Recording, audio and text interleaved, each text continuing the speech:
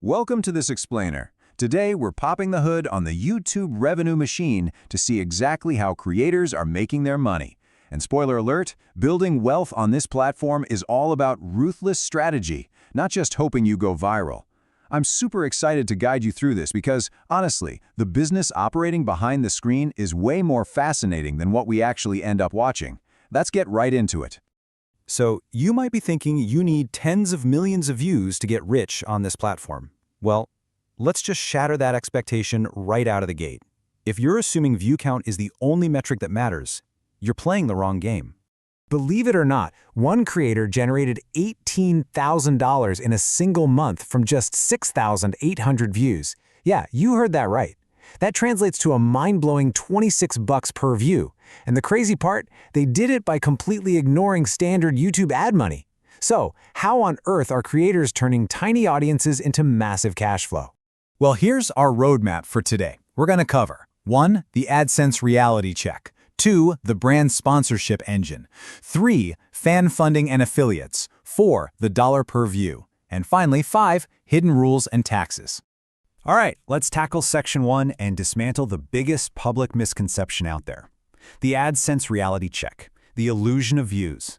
Now, when we talk about ads, there are really two distinct numbers you absolutely have to know. First is CPM, or cost per mil. That's the gross amount advertisers are willing to pay for 1,000 impressions. But RPM, revenue per mil, well, that's the actual cold hard cash that hits the creator's bank account for every 1,000 views. Because of unmonetized views and the platform taking its cut, your RPM is basically always going to be way lower than the CPM. And this massive gap perfectly illustrates why a channel's topic matters infinitely more than the size of its audience. I mean, advertisers will happily throw down up to $45 to reach 1,000 viewers on a finance channel, which leaves the creator with a really healthy $20 RPM. Meanwhile, a huge gaming channel pulling millions of young, broke viewers, they might only scrape by with 50 cents per 1,000 views. It's a completely different ballgame. Since relying on AdSense alone keeps a lot of creators broke, let's pivot to the heavy lifters. Section 2. The brand sponsorship engine, where the real money is made. Look, a sponsorship is not just a quick 30-second shout-out you film in your bedroom. It's a heavy, multi-step business machine. You've got initial discovery and pitching, grueling negotiations over exclusivity windows, fighting through endless rounds of brand approvals on the edit, and then finally hitting publish, just to wait 30 to 60 days to actually get paid. It's a lot of work. But the payout is why they do it. Whether a creator sells out an entire dedicated video for a massive flat fee or just a 60-second integration, they are commanding incredibly high rates. Why? Because a creator's endorsement converts at 3 to 10 times the rate of a standard programmatic ad. Brands aren't just buying ad space here, they are renting the immense trust that a creator has spent years building with their audience, with you. But what if a creator wants to bypass those corporate brands entirely? That brings us to Section 3. Fan funding and affiliates. Direct support from dedicated audiences. Creators face a really tough choice here. It's essentially convenience versus cost. YouTube memberships are incredibly easy for a viewer to join, like we're talking 2 clicks. But YouTube takes a hefty 30% cut of that revenue. Ouch. On the flip side, external sites like Patreon only take 5 to 12%. But the creator has to convince you to completely leave YouTube, pull out your credit card, and create a brand new account somewhere else. That extra friction, it definitely costs them subscribers. So to eliminate some of that friction, tools like YouTube Shopping now let creators tag products right in their videos. They can even use timestamp tags, meaning the exact pair of sneakers the creator is wearing pops up the exact second they appear on camera. And the craziest part of all this, if you click that link and buy something else, the creator often earns a commission on your entire shopping basket, not just those shoes. All right, let's loop back to our hook and explore the absolute holy grail of monetization.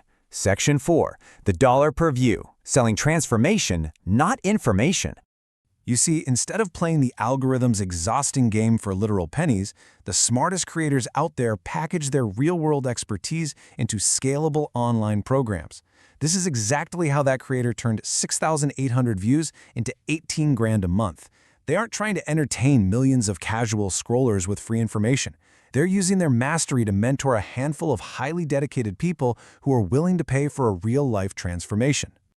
This strategy basically turns a standard channel into an unstoppable business. They are treating YouTube strictly as a search engine to pull high-intent viewers into a sales funnel.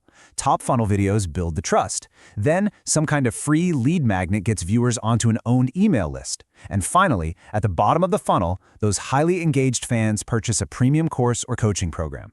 In this model, AdSense doesn't even factor in. It's totally irrelevant. But as we reach the top of the pyramid here, we have to look at what actively takes money out of a creator's pocket. Section 5, Hidden Rules and Taxes, the sobering realities of creator wealth. Get this, before a creator even thinks about paying their local tax man, YouTube automatically takes a massive 45% slice of the ad revenue pie. If an advertiser drops $1,000 to run ads on a channel, YouTube intercepts $450 right off the top. The creator only ever sees the leftovers. And then global taxes complicate things even further. Take Indonesia's NPPN model, for example. It just assumes 50% of your gross income is net profit. Now, it's meant to be easy for administration, but it completely ignores reality. Think about a tech reviewer who has to buy expensive cameras and laptops. Their actual profit margins might be way below 50%, making this flat assumption surprisingly punishing for their business. On top of taxes, creators have to navigate an absolute minefield of global regulations designed to protect consumers. If a creator hides a paid sponsorship, both they and the brand can face massive fines from watchdogs like the FTC in the US or the ASA in the UK. This is exactly why you see such strict requirements for verbal disclosures and hashtag ad labels on the screen. They literally can't afford not to. For Muslim creators, this regulatory layer also intersects with religious obligations. There's a 2.5% professional zakat, which acts as an obligatory wealth tax on income earned from digital expertise once it hits a certain threshold. It ensures that as these creators build their wealth through AdSense, sponsorships, and funnels, they're also fulfilling their social and spiritual responsibilities back to their community.